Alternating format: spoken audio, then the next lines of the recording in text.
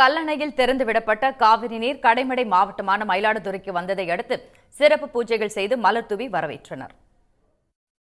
மேட்டூர் அணை நிரம்பியதால் காவிரியில் கடந்த 28ஆம் தேதி தண்ணீர் திறக்கப்பட்டது. கொள்ளிடம் ஆற்றில் திறந்துவிடப்பட்ட 1,64,000 கனஅடி காவிரி நீர் நேற்று மயிலாடுதுறை மாவட்டம் வந்தடைந்தது. ஆனால் கல்லணையிலிருந்து திறக்கப்பட்ட காவிரி நீர் மயிலாடுதுறை மாவட்டம் வந்து சேராததால் நேற்று நீர்நிலைகளில் ஆடிப்பெருக்கு விழாவை உற்சாகமாக கொண்டாட முடியாமல் மக்கள் வேதனை அடைந்தனர்.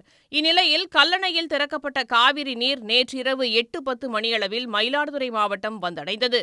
மாவட்ட எல்லையான குத்தாலம் தாலுகா திருவாலங்காடு காவிரி விக்கிரமன் ஆறுகளின் தலைப்பு பகுதியில் உள்ள முதல் கதவணை உள்ள நீர்த்தேக்கத்திற்கு தண்ணீர் வந்தது. நீர்வள ஆதாரத்துறையினர் காவிரி அன்னையை வரவேற்று பொதுமக்கள் முன்னிலையில் சிறப்பு பூஜைகள் செய்து வினாடிக்கு 1100 கனஅடி நீரை திறந்துவிட்டனர்.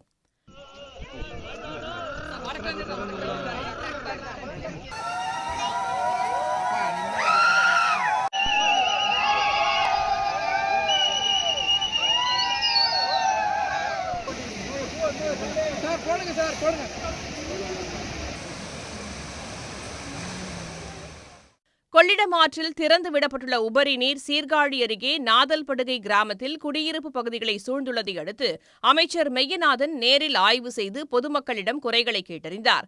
கரையோர கிராமங்களான முதலைமேடு திட்டு, நாதல்படுகை, வெள்ளமணல், ஆச்சாள்புரம், திருமயிலாடி ஆகிய பகுதிகளைச் சேர்ந்த 5400 பேர் 7 முகாம்களில் தங்க வைக்கப்பட்டுள்ளனர். இந்நிலையில் தண்ணீர் சூழ்ந்த பகுதிகளை பார்வையிட்ட அமைச்சர் மெய்யநாதன் பாதிக்கப்பட்ட மக்களுக்கு உரிய நிவாரணம் வழங்கப்படும் என்றார். விவசாய பாதிப்புகளின் உரிய மாவட்ட நமது ஜேடி அக்ரி மூலமாக அதற்கான ஆய்வுப் பணிகளும் மேற்கொண்டிருக்கிறது. 2 வீதிகள் பாதிப்பு ஏற்பட்டிருக்கிறது. அதற்கான உரிய நிவாரணம் வழங்குவதற்கு நடவடிக்கை மேற்கொள்ளப்பட்டு வருகிறது என்பதை தெரிவித்துக் கொள்கிறேன். இதனிடையே மேட்டூர் அணையிலிருந்து டெல்டா பாசனத்திற்காக 21,500 கனஅடி, 16 கண் மதகு வழியாக 48,500 கனஅடி, கிழக்கு மேற்கு கால்வாய் மூலம் 500 கனஅடி என மொத்தமாக வினாடிக்கு 70,000 கனஅடி தண்ணீர் வெளியேற்றப்படுகிறது. அணையின் நீர் இருப்பு 93.47 டிஎம்சியாக உள்ளது. சன் நியூஸ் வாட்ஸ்அப் சேனலை ஃபாலோ செய்யுங்கள். QR கோடை ஸ்கேன் செய்து சன் நியூஸோடு இணைந்திருங்கள்.